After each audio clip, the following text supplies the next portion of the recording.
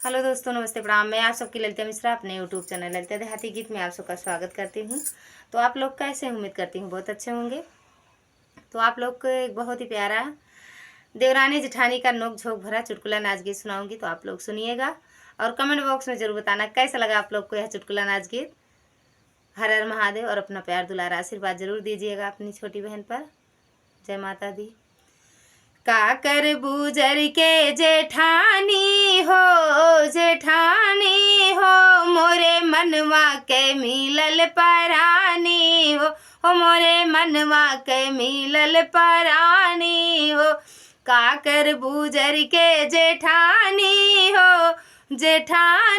हो मोरे मनवा के मिलल परानी हो मोरे मनवा के मिलल परानी हो तो सबेर पिया झड़ुआ लगावे होत सबेर पिया झड़ुआ लगावे पिया झड़ुआ लगावे।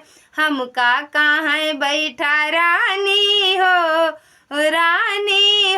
मोरे मनवा के मिलल परानी हो मोरे मनवा के मिलल परानी हो। काकर बूजर के जेठानी हो मोरे मनवा के मिलल परानी हो मोरे मनवा के मिलल परानी हो तो सबेर पिया खनवा बनावे तो सबेर पिया खनवा बनावे पिया खनवा बनावे। हमका कहाँ खैला रानी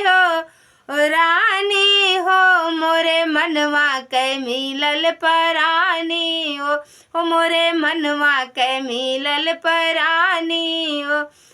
काकर बूजर के जेठानी हो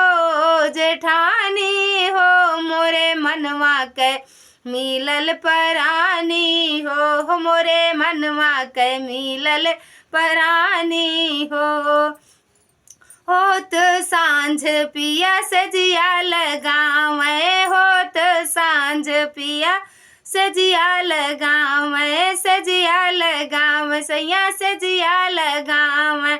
हमका कहाँ सोई जा रानी हो